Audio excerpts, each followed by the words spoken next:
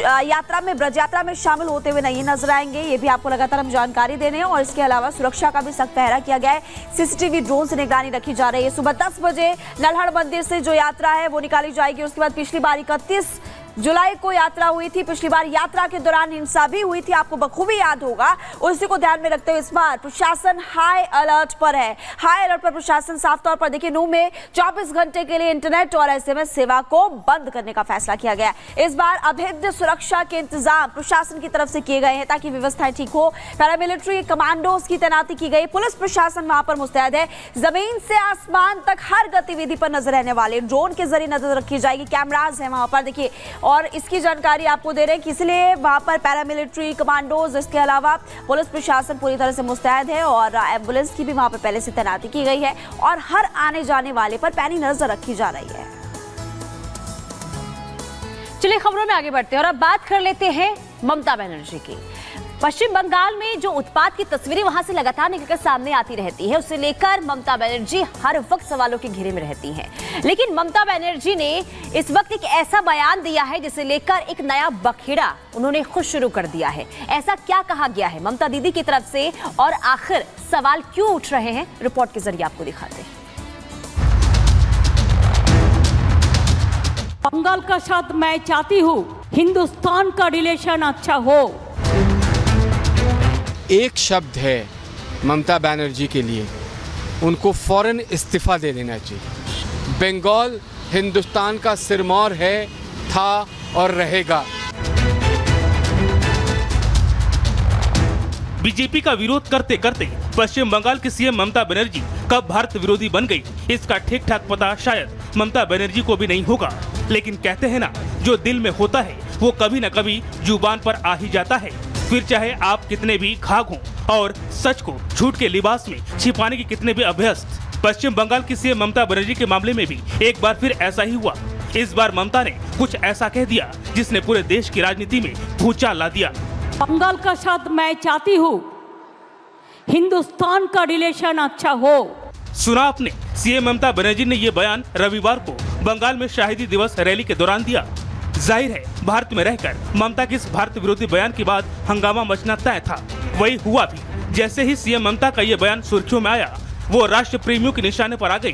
BJP ने तो CM Mamata Banerjee के इस बयान के बाद उनके खिलाफ मोर्चा ही खोल दिया और उन पर सवालों की बौछार कर दी। मुख्यमंत्री हैं वो बंगाल की, संविधान की शपथ उन्होंने ली है। अब इस प्रकार का बयान जो आप कह रहे हैं कि बंगाल का संबंध हिंदुस्तान के साथ अच्छा हो, ये ना केवल आश्चर्यजनक है, निंदनीय भी है। जो एक कहीं ना कहीं चिंता बन रही है बंगाल को लेके कि वहां अलगाववादी सोच एक बढ़ रही है, क्या उसको वो दर्शा रहा है या नहीं, इस पे भी स्पष्टीकरण देना पड़ेगा। सवाल है कि आखिर संविधान की कसम खाकर सीएम की कुर्सी पर बैठी ममता को ये आपत्तिजनक बयान देने की जरूरत क्यों पड़ी।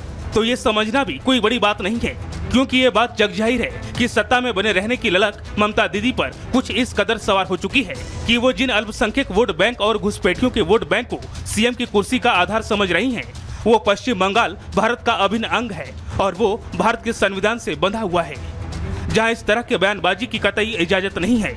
यही वजह है कि ममता बनर्जी के इस बयान ने ऐसा तुल पकड़ा है कि यह घमासान फिलहाल शांत होता नहीं दिख रहा है। इसी कड़ी में बीजेपी नेता अमित मालवीय ने भी सीएम ममता बनर्जी को घेरा। ममता बनर्जी को पता होना चाहिए कि पश्चिम बंगाल भारत का अभिन्न अंग है। लाखों क्रांतिकारियों ने हिंदू बंगालियों के लिए अपना खून बलिदान किया है। इस तरह के देशद्रोही भाषा एक मौजूदा मुख्यमंत्री को शोभा नहीं देती। उन्हें भारतीय राज्य की शक्ति और बंगाल के लोगों के गुस्से को कम नहीं आंकना चाहिए। सुहरावर्दी 2.0 बनने का उनका सपना आने वाले समय में एक सपना ही रहेगा। हैरानी यह है कि बंगाल में जिस मंच से सीएम ममता बनर्जी ने ये जहरीला बयान दिया, उस कार्यक्रम में सपा अध्यक्ष अखिलेश यादव भी पहुंचे थे। लेकिन खुलेआम भारत के बंटवारे की तरफ इशारा करने वाले ममता के इस बयान पर उनकी जुबान से एक शब्द नहीं निकला। बंगाल का साथ मैं चाहती हूँ हिंदुस्तान का रिलेशन अच्छा हो। साफ है, हिंदुस्तान के बंटवारे वाली साजिश में विपक्ष मौन है, उनके इरादों की पोल खुलता है। बहरहाल बंगाल के लोगों के मन में अपने ही देश के लिए ही नफरत का बीज बोती दिख रही ममता पूरी तरह से एक्सपोज हो चुकी हैं। देखना यह है कि इस गंभीर मुद्दे पर विपक्ष अपनी राय जाहिर करता है या फिर देश के खिलाफ ममता की इस राजनीति में पूरी विपक्ष अमला अल्पसंख्यक वोट बैंक की मौका परस्त सियासत के लिए चुप्पी मार जाता है।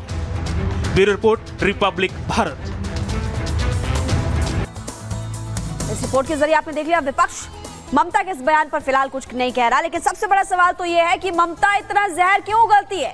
बंगाल में कानून व्यवस्था लचर है। आपने देखा है कि महिलाओं की पिटाई की जाती है, वहां पर कई बार ऐसे वीडियो सामने आते हैं। बीजेपी के निशाने पर ममता सरकार हमेशा से, हाई कोर्ट भी अब सरकार को लताड़ चुकी है। लगातार आपको बता रहे हैं कि किस तरह से वहां पर हाई कोर्ट की तरफ से भी टिप्पणी की गई। ममता ने बांग्लादेशियों पर एक बार फिर से बयान दे दिया।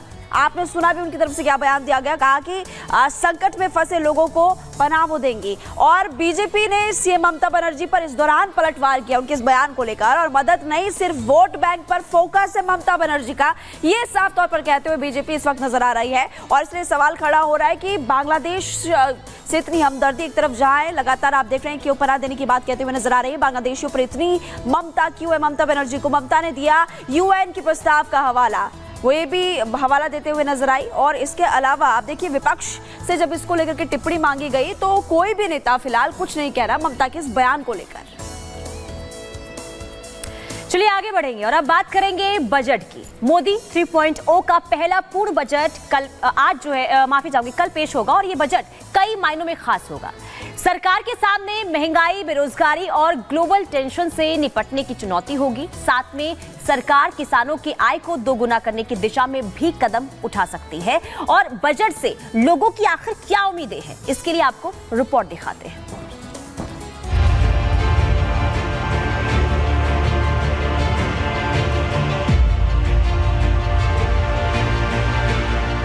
हर साल की तरह इस बार भी बजट पर सबकी निगाहें टिकी हुई हैं। इकोनॉमी के कई सेक्टर और सेगमेंट सब्सिडी और छूट की उम्मीद कर रहे हैं।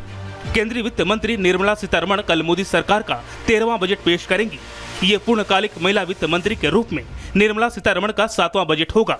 मोदी सरकार में पेश किए गए अब तक के बजट में जहां एक ओर अंग्रेजों के समय से जुड़ी हुई कई परंपराओं को तोड़ा गया, वहीं आम से खास के लिए कई बड़े बदलाव किए गए। इसलिए इस बार भी आम बजट से उम्मीदें लाजिमी है। महिलाओं को इस बार बजट से क्या क्या उम्मीदें हैं, ये जानने के लिए हमारे संवाददाता ने कुछ महिलाओं से बात की। हर चीज़ ही महंगी हो चुकी है, खास करके अभी सब्जियां, टमाटर वगैरह हर चीज़ ही महंगी। अब इसलिए किचन चलाना थोड़ा ज़्यादा दिक्कत हो जाती है। और बाकी चीज़ें तो है ही, धीरे धीरे बोल रहे थे कि कम होगा, एक्स्ट्रा ही हो रहा है सब। टमाटर लगा लो, ये सब्जी लगा लो, बीन कहाँ 50-60 थी अब 80 होगी। तो आपको पता ही है कि महिलाओं को तो कैसे में चलाना होगा, है ना। आदमी लोग बोलते टिफिन तभी देंगे जब साग सब्जी सस्ती होगी। जो गैस सिलेंडर है उसका प्राइस कम होना चाहिए, ठीक है। तो जो राशन वगैरह है उनके भी तो तेल जैसे हुआ, दालें हुई, उनका भी जो है इन्होंने इंक्रीज कर दिया है, उसमें भी कमी आनी चाहिए। पहले तो सब्जियां बड़ी महंगी हैं, उसमें राहत चाहिए हमें थोड़ी। बाकी भी कुछ भी किचन का कुछ भी लेना सब महंगा हो रहा है, बड़ी दिक्कत आ रही है बच्चों को स्कूल में भेजने में। मतलब मिडिल क्लास फैमिली जो है ना, मिडिल क्लास फैमिली के लिए तो बहुत दिक्कत है। कुल मिलाकर इस बार के बजट से महिलाएं अपने लिए नए ऐलानों की उम्मीद के साथ बजट के इंतजार में हैं। महिलाओं को उम्मीद है कि सैलरी पाने वाले कर्मचारी को हाउसिंग लोन में इंटरेस्ट के डिडक्शन का लाभ मिलेगा। 2016 से 8वां वेतन आयोग प्रस्तावित है, इस पर काम करने और इसे जल्द लाने की गुजारिश है। जिन लोगों का MSME में रजिस्ट्रेशन है उन्हें लोन की सुविधा फास्ट ट्रैक के आधार पर दी जानी चाहिए। सरकार जो भी योजना शुरू करे उसे व्यवस्थित और जल्द पूरा करने का प्रयास किया जाए। साथ ही महिलाओं को सशक्त बनाने के लिए लखपति दीदी योजना को बढ़ावा दिए जाने समेत महिला व्यवसायों को टैक्स में छूट देने का ऐलान हो सकता है। व्यापार में महिलाओं की भागीदारी बढ़ाने और आर्थिक रूप से उन्हें मजबूत बनाने के लिए उन्हें आसान शर्तों पर लोन मिले। इसके अलावा माइक्रो फाइनेंस तक उनकी पहुंच आसान बने।